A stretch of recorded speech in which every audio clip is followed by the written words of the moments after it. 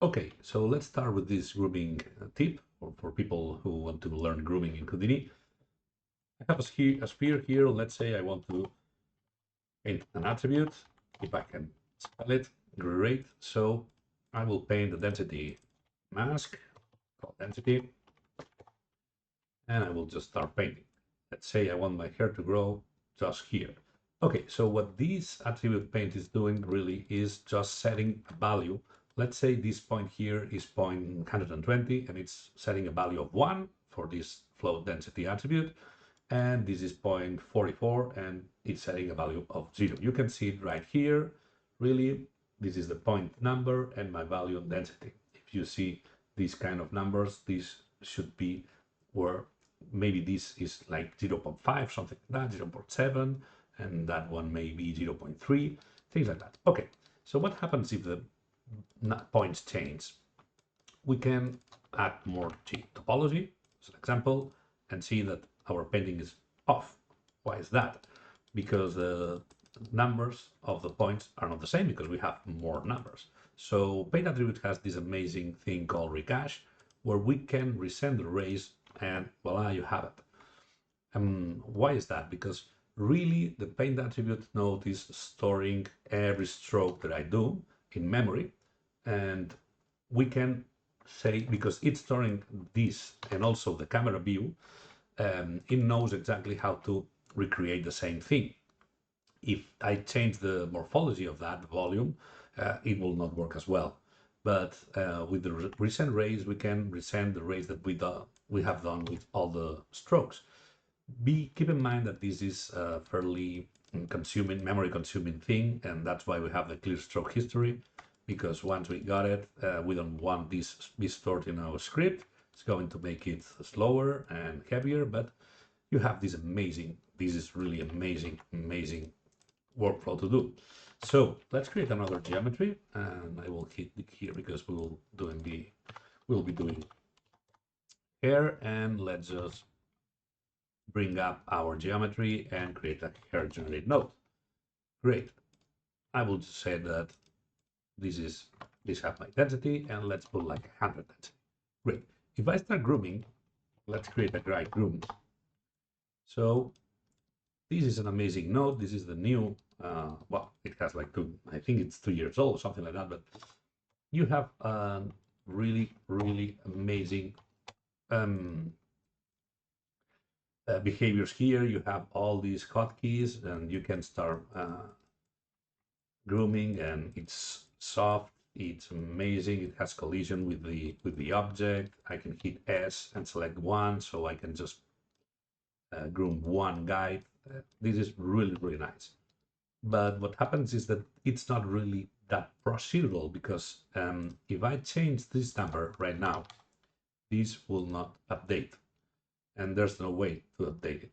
The only way to update it is to clear it and start over again. So this is nice, but how can I add some guides here? Well, you have here the draw or the plant, and you can plant with the scatter node, and you will see it will try to match your existing guides and create a lot of other ones. Maybe I will plant just one guide, and it can work sometimes, but sometimes what happens is that, as you can see here, the guide is going inside the geometry.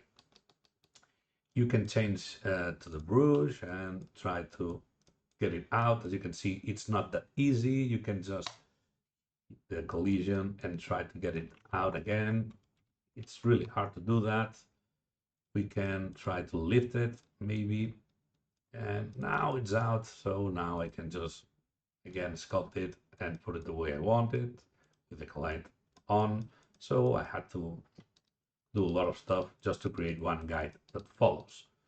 Let's try to plant it again, but without the interpolation guide. So it's going to create a new guide.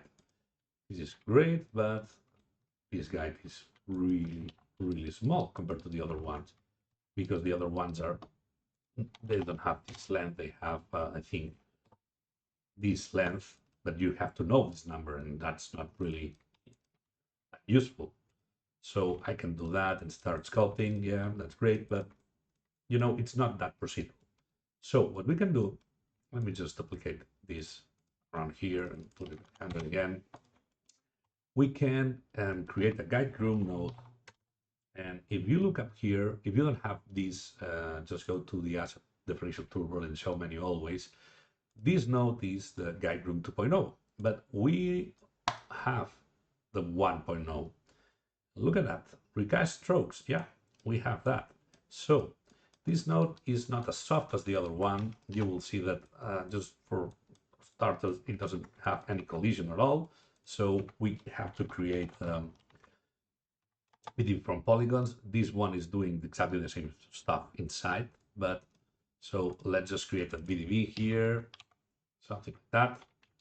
Okay, that's our VDB, and we can put it here. And now you will see that we have some collision.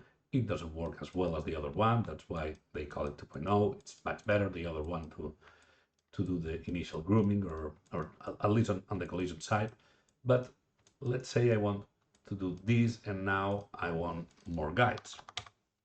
So as you can imagine, I can hit this is not updating, but I can hit the recast strokes, and you got it.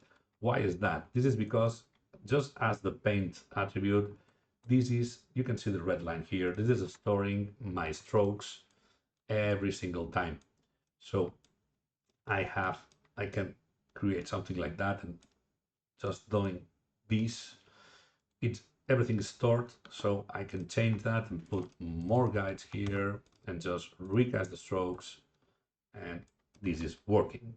So this is the tip, really. We can do a lot of stuff, and we can mix both of them. So you can start with that and maybe create a hair generate node.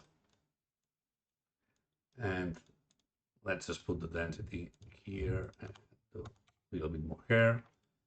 And now, well, let me just use the resample to create the curve view. This is an attribute that goes from 0 to 1, from root to tip, and some color here, so we can see the hair a little bit better. And run from attribute and curve view. That's great. Something like that. No, just to see our hair. So now I can play with the influence radius till I have something that I like, and maybe say, okay, I want something strange right here, so I can maybe add more guides. Let's put 100 guides. Let's go to the guide groom and reguide the strokes, and maybe I can paint some change of direction around here, because this is what I wanted, and I can see that here. So I can go back and forth with that. And once I have something that I like and my basic grooming is done, I can just create this one and bake all the guides that I have and start grooming with the S and with all the functionalities that this new Guide Groom 2.0 has. So you can do a lot of stuff mixing these two. This one is more procedural, this one is a little bit faster and more exact and precise. That's it. That's the tip for today, and thank you for watching. See you in the next one.